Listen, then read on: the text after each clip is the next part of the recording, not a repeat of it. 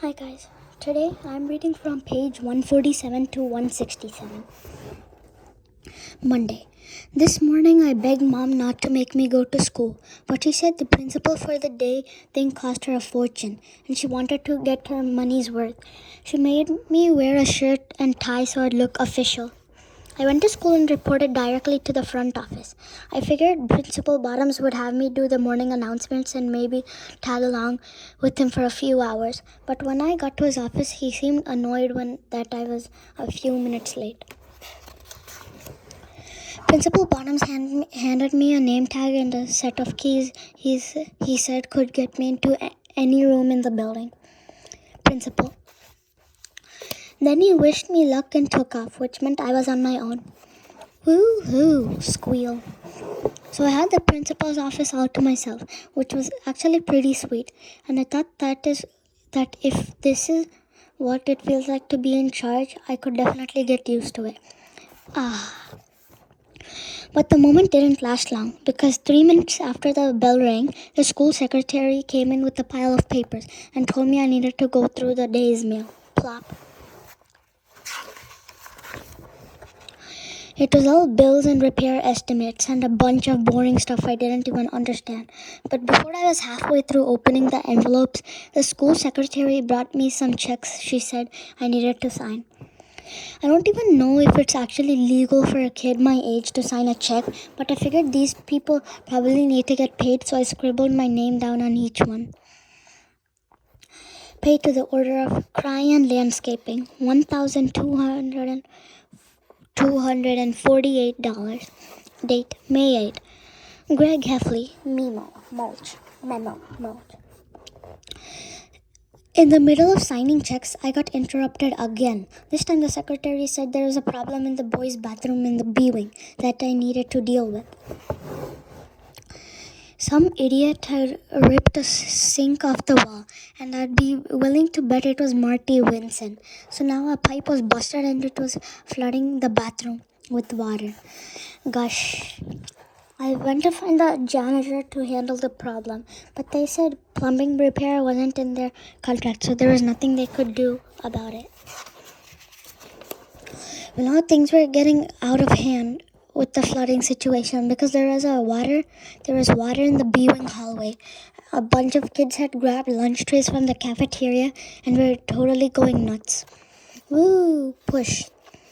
I knew it would take forever to get the plumbers out to the school, so I went back to the janitors to try and strike a deal. I told them if they fixed the leak in the bathroom, I'd give them this Friday off. But I guess those guys could tell they had me over a barrel, so they pushed for even more.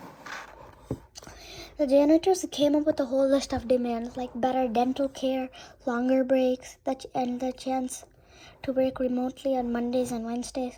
Even though I didn't know if I technically have the authority to agree to all that stuff, I figured if I didn't, then the whole B wing would be underwater before the end of the day.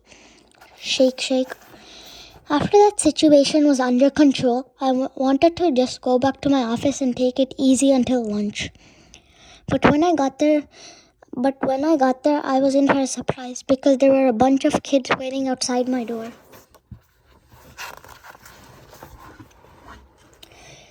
They were a few of the biggest troublemakers in my grade. The teacher sent them to the principal's office, which meant now I had to deal with them. The thing is, I knew I couldn't come down too hard on these kids because I was gonna have to face them the next day when I wasn't principal. So I gave them each of a pep talk and told them to try and make better choices. Pat, pat, like...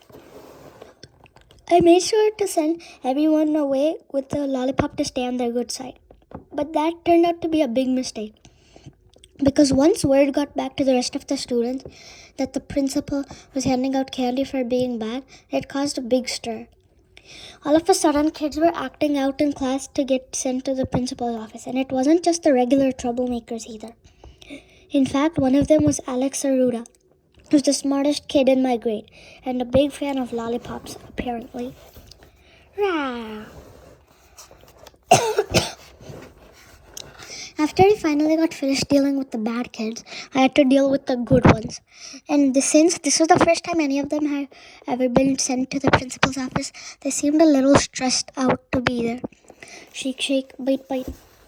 I didn't have to deal with all these people though, because the secretary told me I was already late for the weekly staff meeting in the conference room.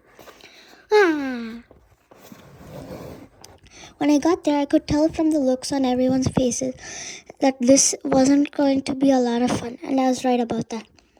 As soon as I sat down, the teachers launched into their complaints, which covered everything from how many dry erase markers each one of them gets to the High Flyers Club kids using their lunch.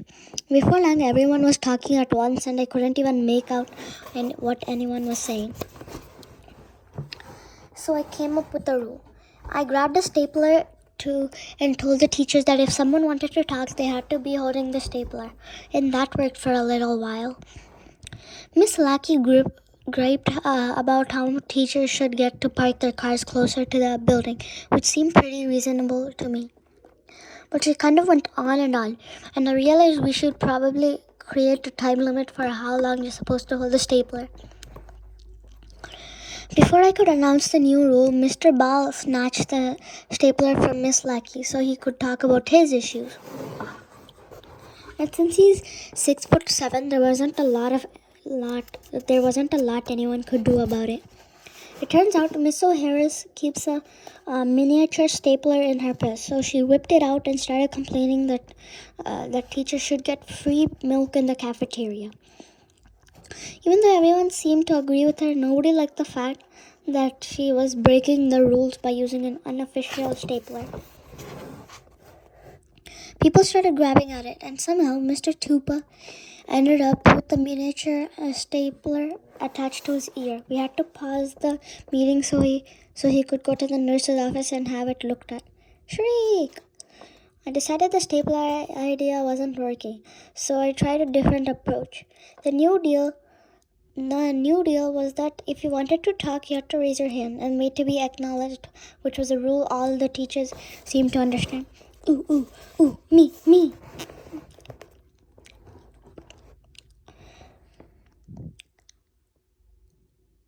I called on Miss Shelburne first, who has a beef with Miss Pritchard over a computer. The school bought a new laptop to replace a broken one, and they gave it to Miss Pritchard. But Miss Shelburne thought that since she's been at the school longer, she deserved the new laptop. The two of them started going at it in front of everybody, and they actually had to be separated. I thought they each had a pretty valid claim to the new computer, but I couldn't think of a solution that would make them both happy. Then I remembered a story from Sunday school about this wise king who had to deal with this exact same kind of thing. I told the teachers they could split the laptop down the middle and each get half. I figured one of them would just let the other have the computer because half a laptop is no good to anyone.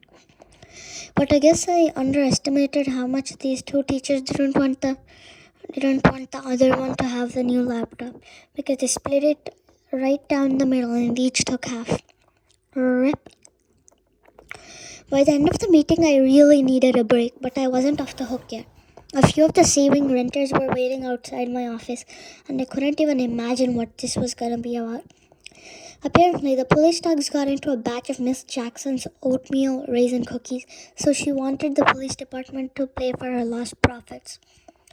But the police said Miss Jackson was negligent for leaving the door to her classroom unlocked, and since raisins are toxic to dogs, they wanted her to pay the veterinary bills, and I didn't even know where to start with that one. Luckily, I didn't have to deal with it right then, because Vice Principal Roy came on the loudspeaker and said everyone needed to come down to the gym for a special assembly. I had no idea what the assembly was about, but I honestly didn't care as long as I didn't have to do anything.